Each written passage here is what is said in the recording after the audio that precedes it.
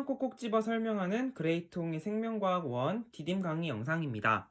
이번 시간에는 뉴런의 막전이 값에 대해서 공부해 보도록 하겠습니다. 지난 시간에 배운 흥분의 전도 과정을 이어서 살펴보면 막의 한 부위에서 나트륨이 유입되어 탈분극이 일어나고 활동 전이가 발생합니다. 그런데 나트륨 이온이 세포 안에서 이렇게 확산을 해요. 그래서 막전이가 상승하게 되고 막전이가 역지전이 이상으로 올라가게 되면 옆부분에도 활동전이가 발생하게 됩니다. 활동전이가 옆으로 퍼져나가는 양상을 띠게 되죠. 그래서 이것을 활동전이가 축삭돌기를 따라 이동하는 흥분의 전도라고 하는 것입니다. 탈분극되었던 부위는 재분극을 거쳐서 휴지전이가 유지되는 분극 상태로 돌아가게 됩니다. 그림에서 활동전이가 일어나면 나트륨이 세포 안에서 양쪽으로 확산할 수 있기 때문에 만약 자극을 축삭돌기 중간에 주었다면 활동전이는 양쪽 방향으로 이동할 수 있다. 즉 흥분은 한 뉴런에서 양쪽 방향으로 이동할 수 있다. 이렇게 알아두시면 되겠습니다. 다음으로는 뉴런의 각 지점에서의 막전이 값. 이 내용이 뉴런에서 끝판왕이라고 보시면 됩니다.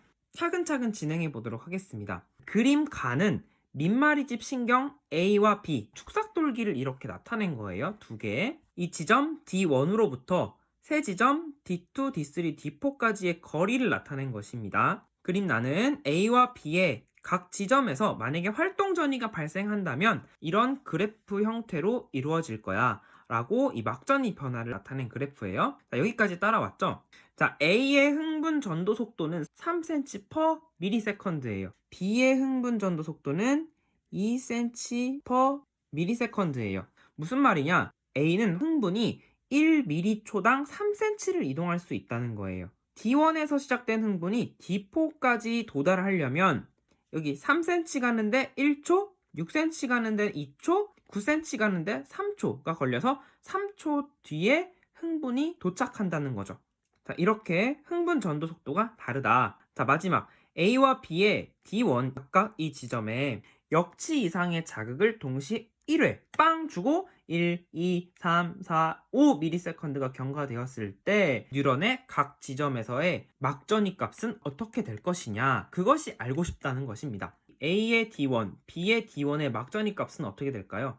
역치 이상의 자극을 주었으니까 활동전이가 바로 발생하겠죠. 그럼 막전이 변화가 이 오른쪽 그래프에서 이렇게 있게 됩니다. 경과 시간이 5ms라고 했으니까 자, 막전이 변화를 5m초 동안 해야겠죠. 1, 2, 3, 4 없는데요. 자, 5는 바로 이제 분극 상태로 되돌아갔겠죠. 왜냐하면 자극을 1회만 주었으니까 다시 분극 상태로 돌아왔을 겁니다.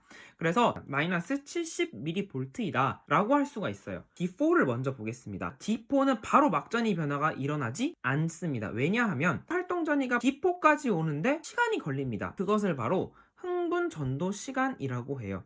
흥분 전도 시간을 구해볼까요? 1ms에 3cm를 가니까 1, 2, 3. 흥분이 여기까지 도달하는데 흥분 전도 시간은 3m초가 걸렸어요. 흥분이 딱 도착을 하니까 이제 활동전이가 발생해서 막전이 변화가 일어나겠죠.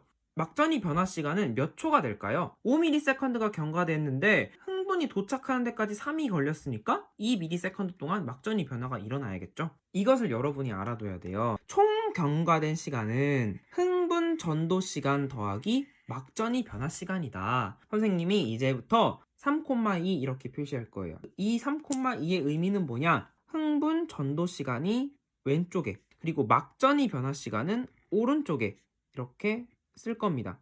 이 흥분 전도 시간과 막전이 변화 시간을 더해야지 총 경과된 시간 5ms가 돼야 되고, 자, 이것까지 이해했으면 바로 그래프 읽으면 되죠.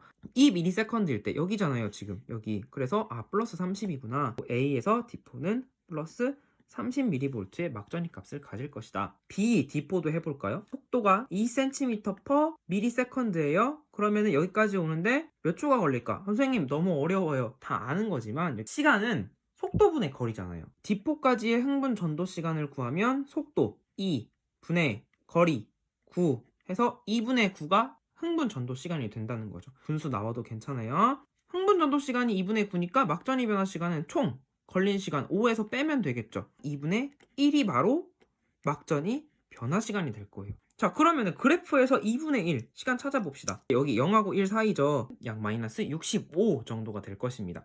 자, 이렇게 해서 D2, D3를 다 해볼 수 있어요. 흥분 전도 시간부터 다 표시하는 거예요. 여기까지 오는데 흥분 전도 시간 1밖에 안 걸리죠. 그럼 막전이 변화 시간은 4. 자, A의 D3는 흥분 전도 시간 2ms 걸리겠죠? 그럼 막전이 변화 시간은 3일 것입니다. 자, A의 D2 막전이 변화 시간이 4니까 자, 여기 읽어주면 마이너스 70mV가 될 거고요.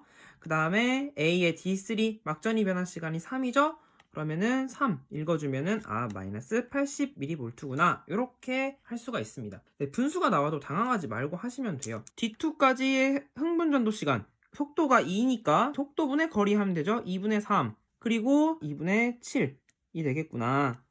자, B의 D3 보시면 6cm죠. 자, 여기는 3ms 걸리겠죠. 3, 막전이 변화 시간은 2가 될 것입니다. 자, 이제 그래프만 보면 되겠죠. B의 D2를 보면은 막전이 변화 시간이 2분의 7이에요. 3.5잖아요. 여기 지점인데 마이너스 80과 마이너스 70 사이 마이너스 약 75mV 정도 될 거고요. D3 막전이 변화 시간이 2네요. 그러니까 여기 플러스 30이구나.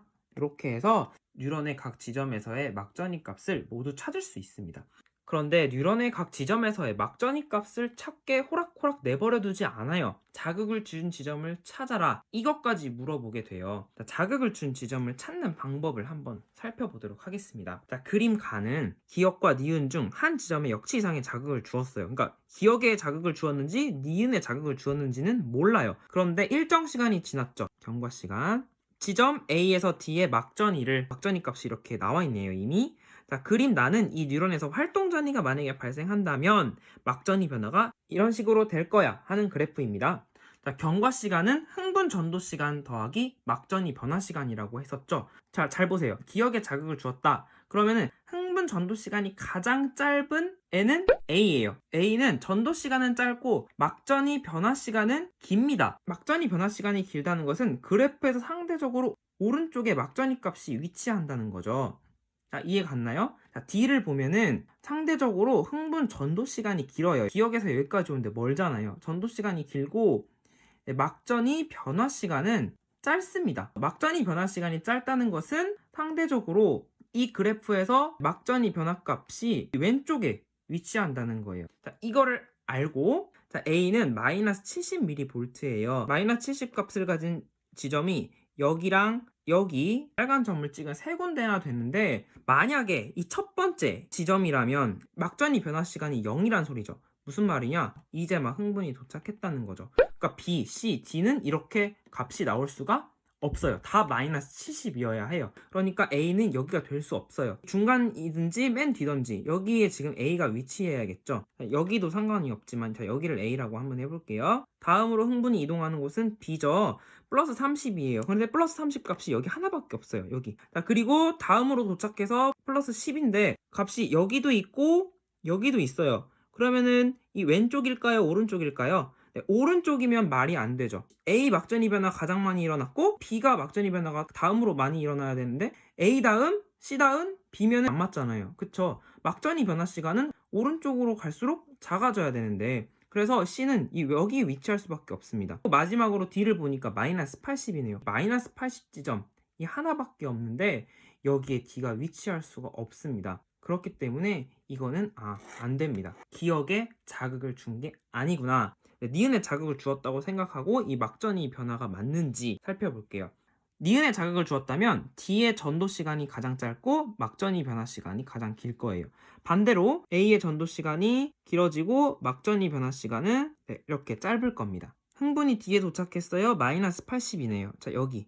자, 그리고 나서 C에 흥분이 도착하겠죠. 근데 플러스 10이죠. 플러스 10이 여기도 될 수 있고 여기도 있네요. 자, 그런데 다음으로 볼 게 B인데 B가 플러스 30 여기네요. 여기. 그러면은 당연히 C는 여기 사이에 있어야겠죠. 그 다음에 마지막으로 A는 마이너스 70인데 여기밖에 없네요. A. 자, 이렇게 되면은 전도 시간의 순서도 맞고 막전이 변화 시간의 순서도 맞고 그래프상에서 A 지점부터 D 지점까지 찾을 수 있고 결론적으로 니은에 자극을 주었구나 이렇게 찾아낼 수가 있는 겁니다. 복잡한 문제에서 좀 팁을 드리자면 자, 플러스 30 마이너스 80, 이 하나씩밖에 없는 값을 기준으로 나머지를 살펴보면 됩니다. 그리고 또 하나, 마이너스 80은 상대적으로 그래프의 오른쪽에 있어요. 즉 막전이 변화 시간이 길다는 소리죠. 무슨 말이냐? 막전이 변화 시간이 길면 전도 시간이 짧은 거니까 자극을 준 지점부터 가까이 있다는 거죠. 자, 마이너스 80mV 지점에서 가까운 쪽이 바로 자극을 준 지점이다. 이렇게 여러분이 찾아내시면 되겠어요.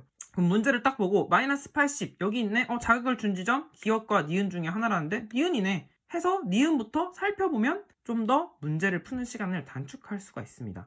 요거는 팁으로 여러분이 알고 계시면 좋겠어요. 앞 강의와 함께 문제가 출제가 되는데 예를 들어 C 지점에서는 어떤 일이 일어나고 있나요?